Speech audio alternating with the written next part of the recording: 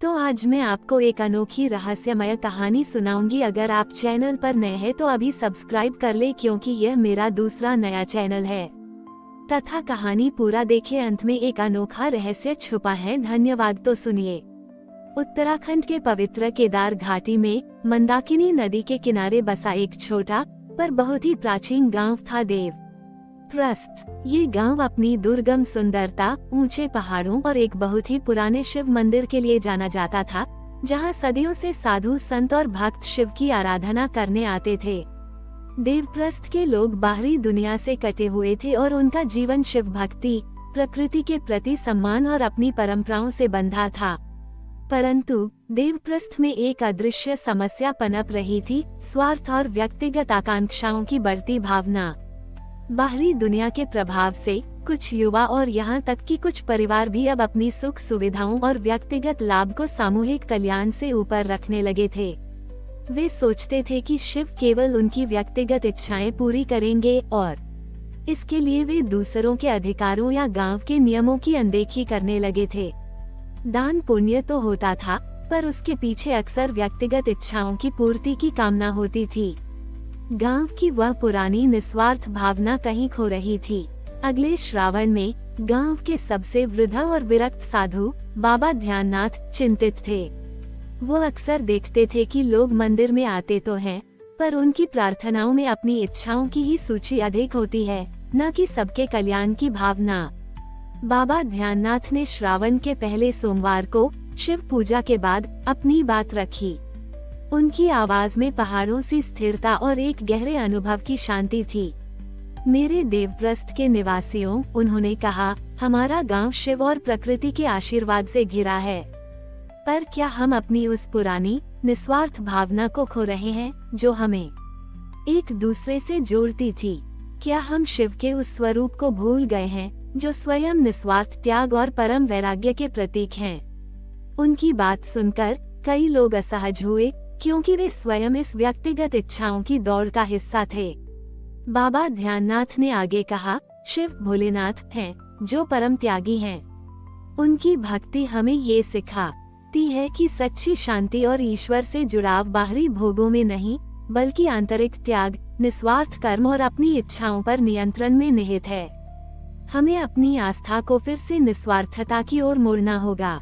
उन्होंने एक अनूठा सुझाव दिया, इस बार श्रावण में हर सोमवार को शिव पूजा के बाद हम एक मौन त्याग संकल्प लेंगे। हम शिव को साक्षी मानकर अपनी किसी एक व्यक्तिगत इच्छा या भौतिक वस्तु का स्वेच्छा से त्याग करेंगे, बिना किसी को बताए, बिना किसी प्रशंसा की अपेक्षा के।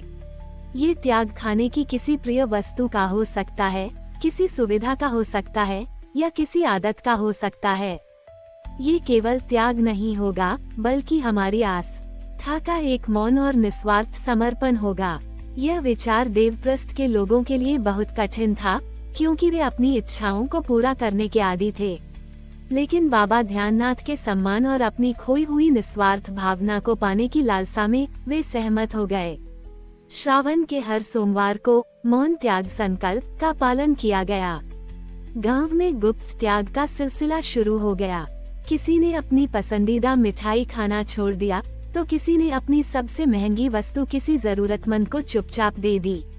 कोई जानता नहीं था कि किसने क्या त्याग किया है, और यही बात इस प्रक्रिया को और भी पवित्र बना रही थी। लोगों ने महसूस किया कि इस व्यक्तिगत त्याग में उन्हें अद्भुत आंतरिक शक्ति, संतोष और दूसरों के प्रति सहानुभूति मिल रही है। वे दूसरों की तुलना करने के बजाय अपने भीतर की इच्छाओं पर विजय प्राप्त कर रहे थे। श्रावण के दौरान देवप्रस्थ में एक अद्भुत आंतरिक शुद्धिकरण और विनम्रता का माहौल था। लोग अपने त्याग से सीख रहे थे कि जीवन में सच्ची खुशी भौतिक चीजों में नहीं, बल्कि संयम और निस्वार्थता में है। उन्हें एहसास हुआ कि जब वे अपनी इच्छाओं को नियंत्रित करते हैं, तो वे शिव के अधिक करीब आते हैं। श्रावण के अंतिम सोमवार को जब शिव मंदिर में महाआरती हो रही थी, तो इस बार वातावरण में एक अद्वितीय विनम्रता और परम शांति थी।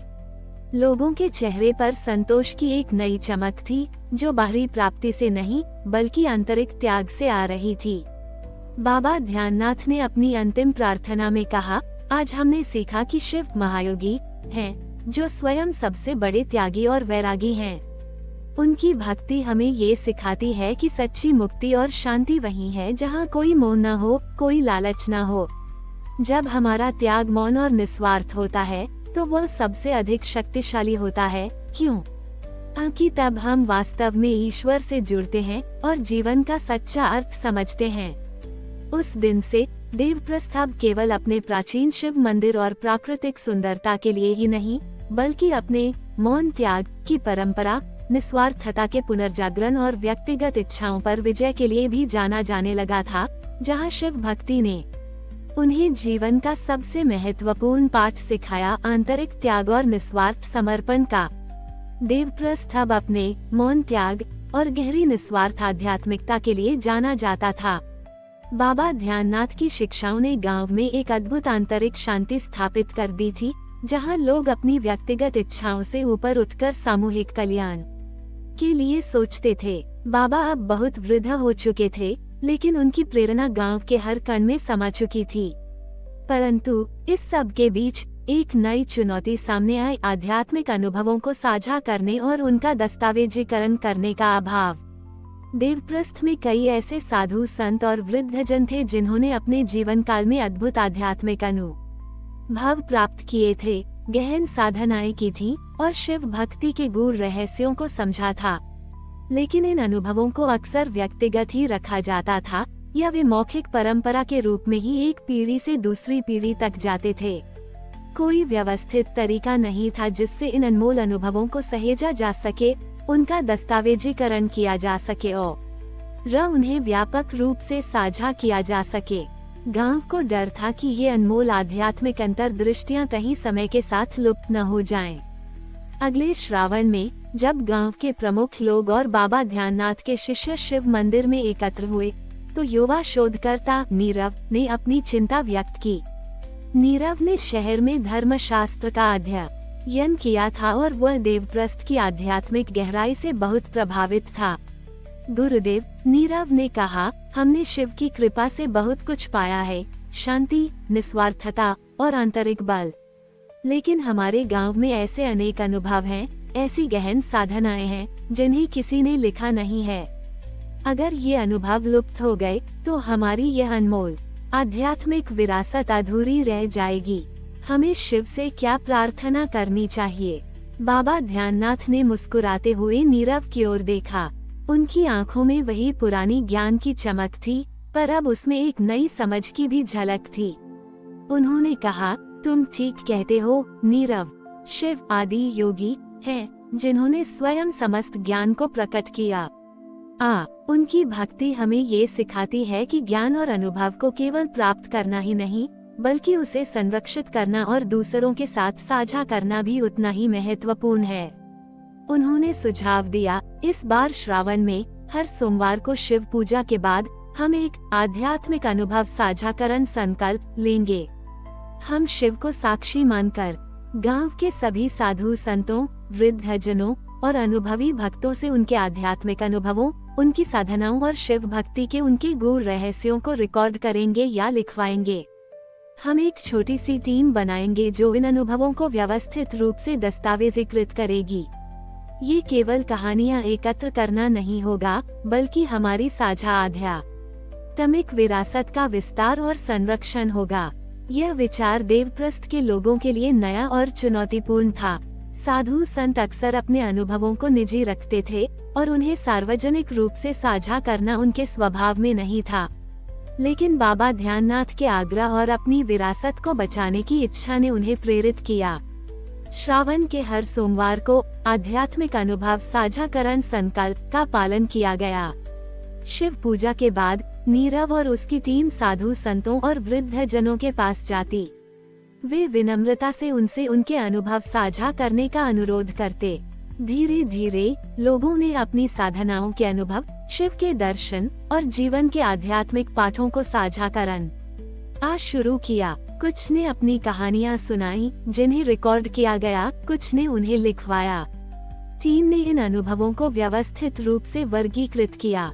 श्रावण के दौरान देवप्रस्थ में एक अद्भुत ज्ञान और अनुभव का आदान प्रदान का माहौल था।